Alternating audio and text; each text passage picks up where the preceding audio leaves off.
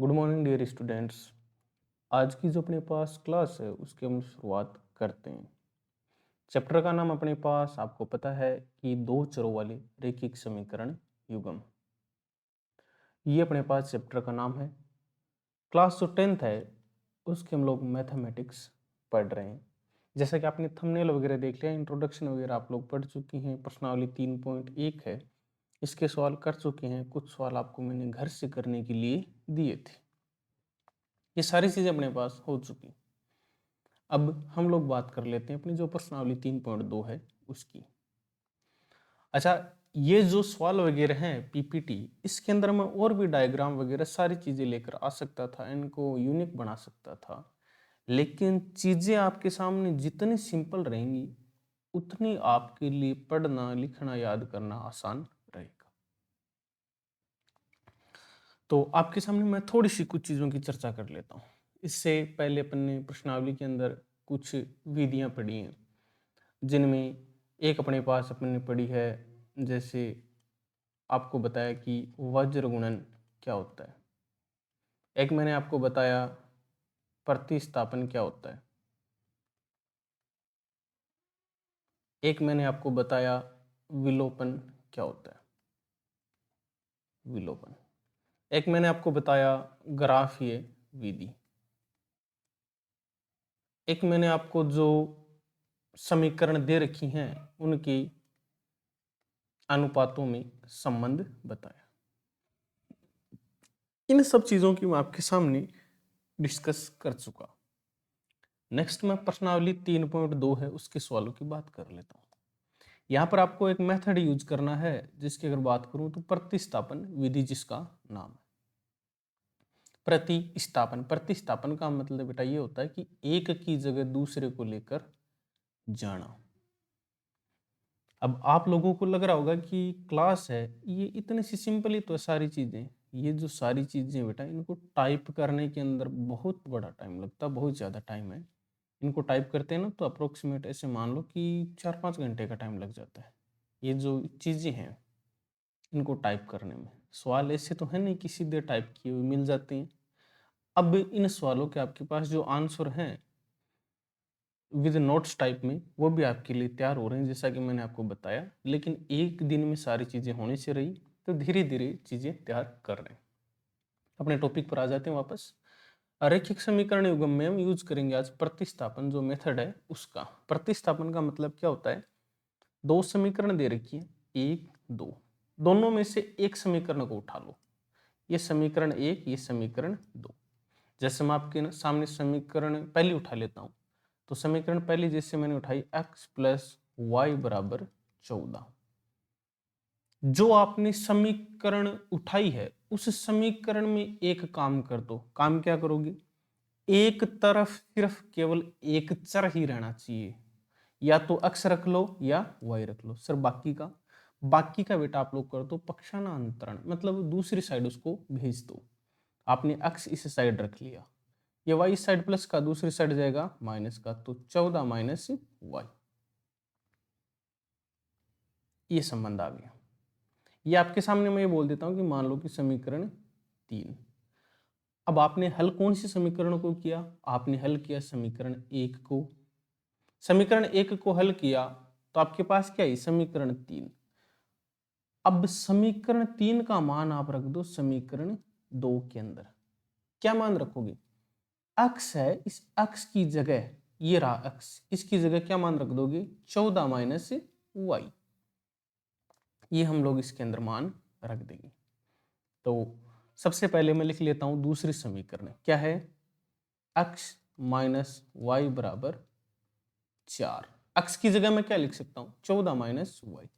तो 14 minus Y minus बचा हुआ क्या, y बराबर 4।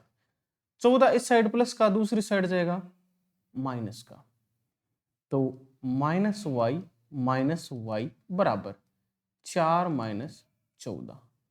14 तो माइनस का है, 4 प्लस का, माइनस के कितने बचे सर, माइनस 10।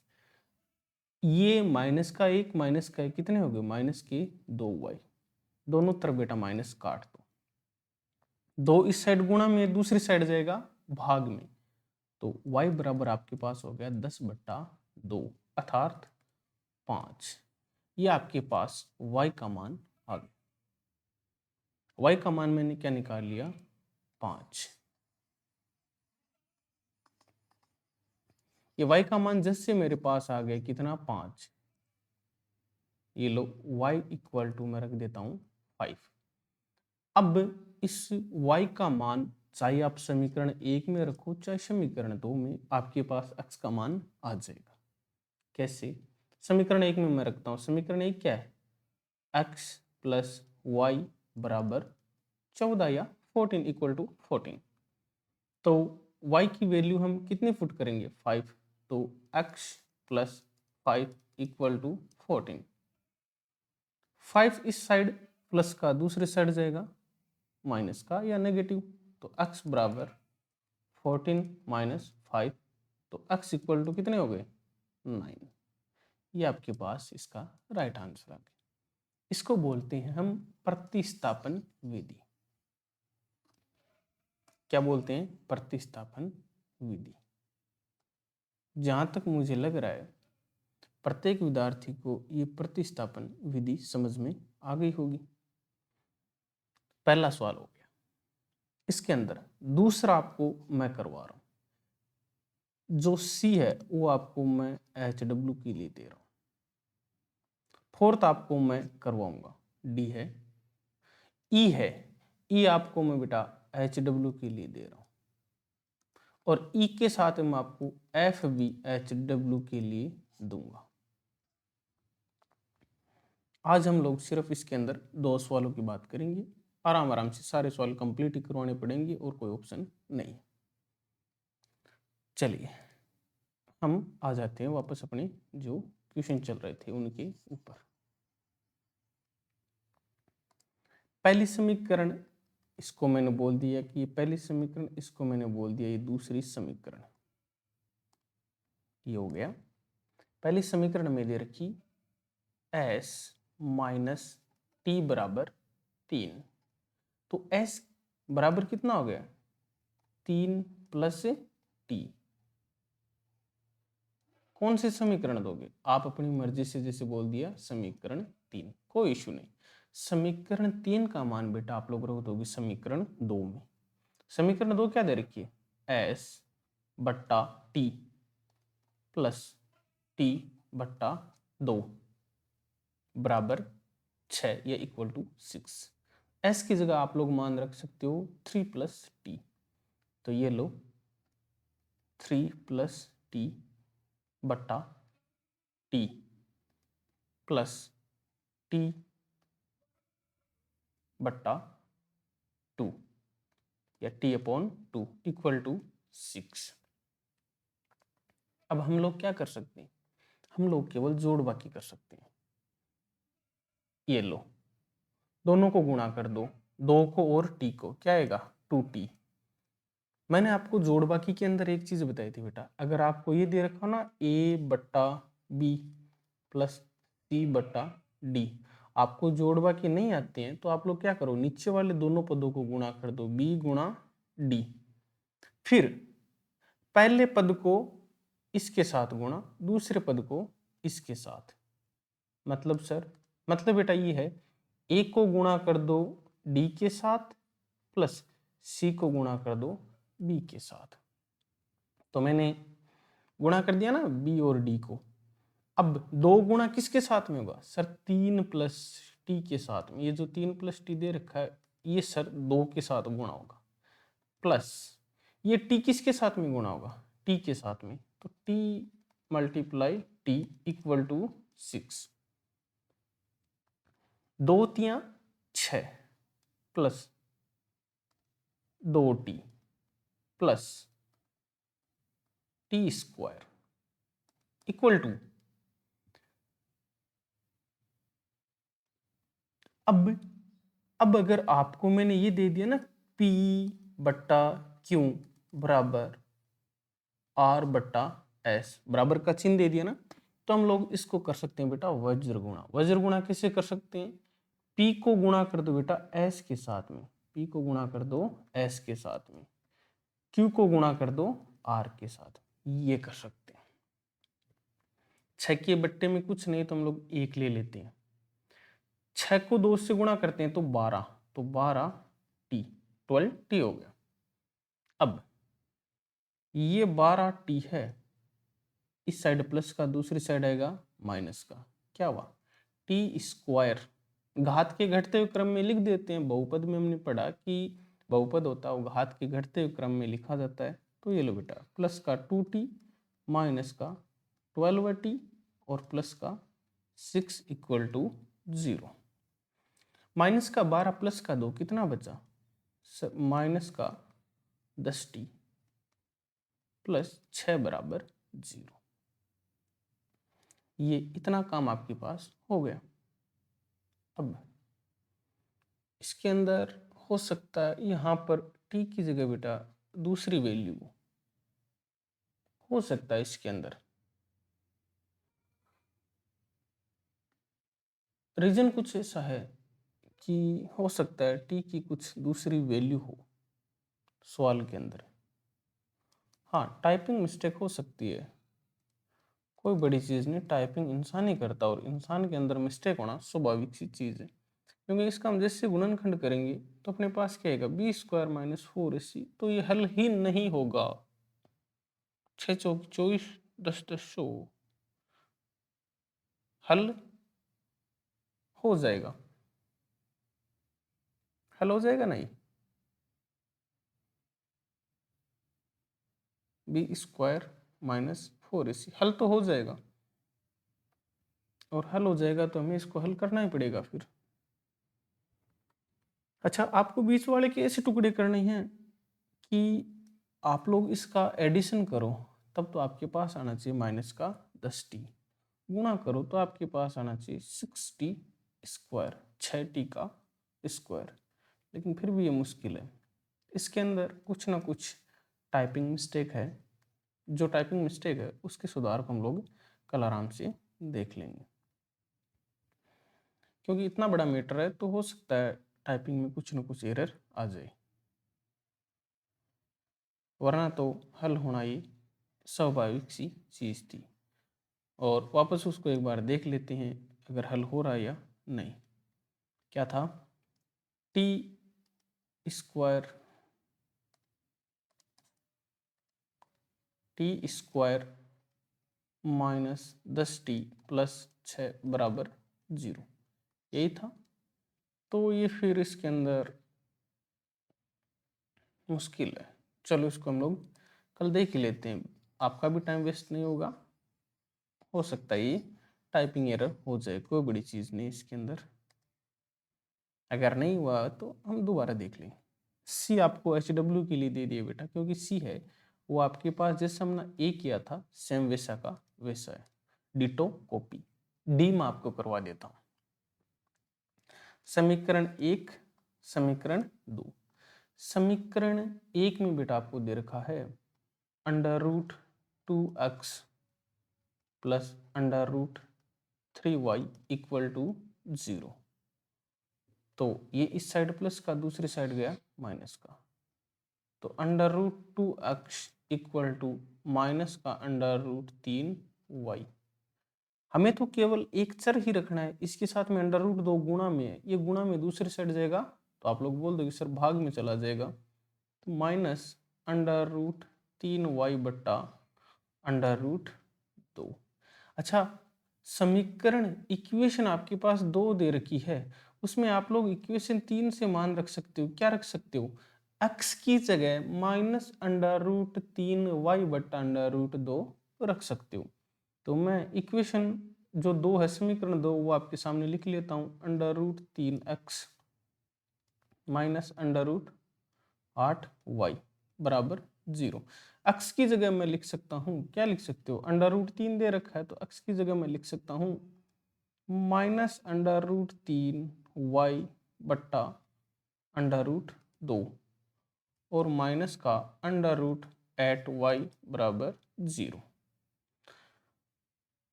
अंडर रूट 3 को अंडर रूट 3 से गुणा करेंगे, क्या आएगा? 3, बाहर चिन्ह किसका? माइनस का, y बट्टा अंडर रूट 2 और माइनस का अंडर रूट 8y बराबर 0। घटाव करना आप लोगों को आता है, जैसे मैंने आपको दे दिया a बट्टा b माइनस सी का घटाव करना है, तो सी के बट्टे में कुछ नहीं, तो आप लोग क्या लेकर आ जाते हो 1,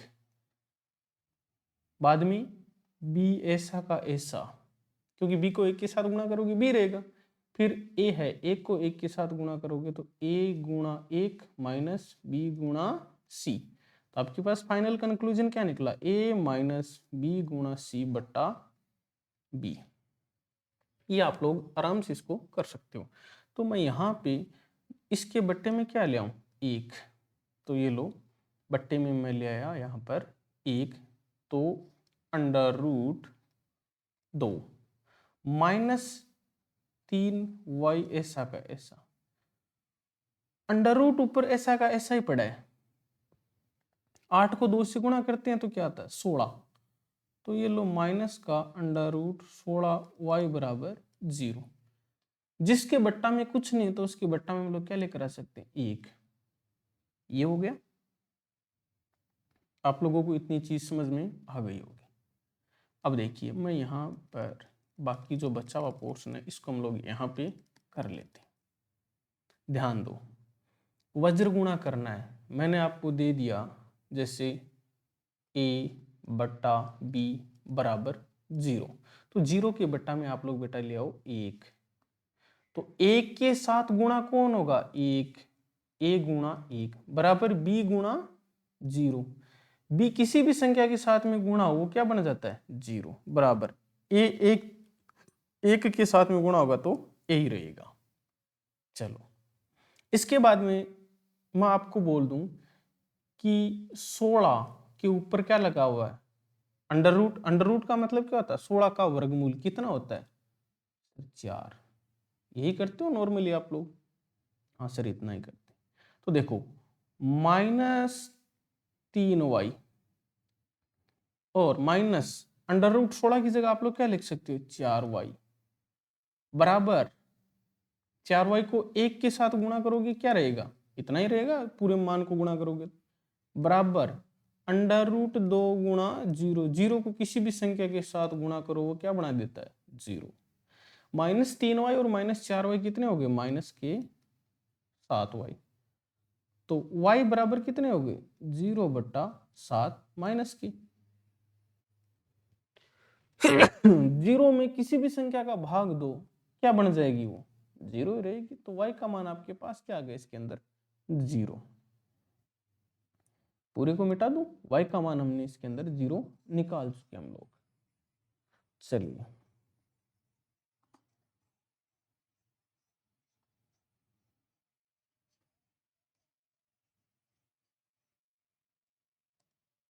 y का मान आप लोग समीकरण 1 में रखो चाहे समीकरण 2 में क्या रख दो 0, तो under root 2x plus under root 3 गुणा 0 बराबर 0, अंडर रूट 2x 0 को किसी भी संख्या के साथ गुणा करो वो 0 ही होता है बराबर 0, 0 इस साइड प्लस का दूसरी साइड गया माइनस का, तो अंडर रूट 2x बराबर 0, x बराबर क्या हो गया 0 बटा अंडर रूट 2, 0 में किसी भी संख्या का भाग दो क्या रहता है 0, तो x का मान भी 0 और y का मान भी क्या गया बेटा 0।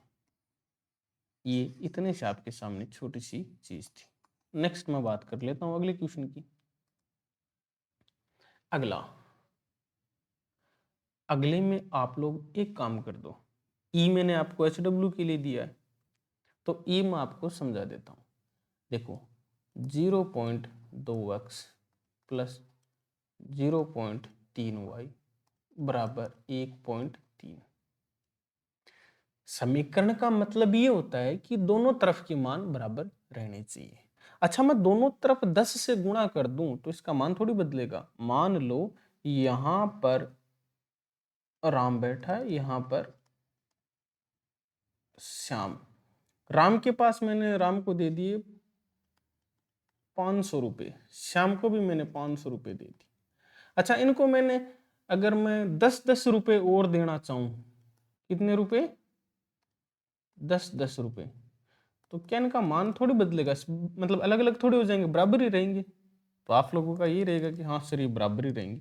बराबर रहेंगे तो मैं दोनों तरफ क्या कर देता हूँ, दोनों को 10 से गुणा कर देता हूँ। 10 को मैं 0.2x के साथ प्लस 10 को 0.3y के साथ बराबर 1.3 को 10 के साथ। तो पॉइंट हट जाएगा सीधा, 2x प्लस 3y बराबर 13। आप लोग गुणा करोगे ना तो मान यही आएगा। दूसरी समीकरण को भी आप लोग क्या कर दो, 10 से गुणा, तो मान क्या आएगा, 4x प्लस 5y बराबर 23। इसमें भी ये थोड़ी सी टाइपिंग मिस्टेक है, y का मान नहीं है। इस प्रकार से आपको करना है। और f वाला है, इसमें आपको जोड़ बाकी करना है। तो जहां तक मुझे लग रहा है कि आप लोग आराम से ये सारे क्वेश्चन कर लोगे इतने f तक। तो आप लोग इनकी घर पे प्रैक्टिस करो, और अभी आपकी थोड़ी सी छुट्टियां भी चल रही हैं तो आप लोग आराम से इसको कर लोगे, ज़्यादा टाइम भी नहीं लगेगा। बाकी सारे सवाल आपको बोर्ड पे करवा दूंगा और उसके बाद में आपको नोट्स उपलब्ध करवा दिए जाएंगे। तो इसके साथ में आज की अपनी जो क्लास है इसको हम लोग यहीं पर समाप्त करते हैं।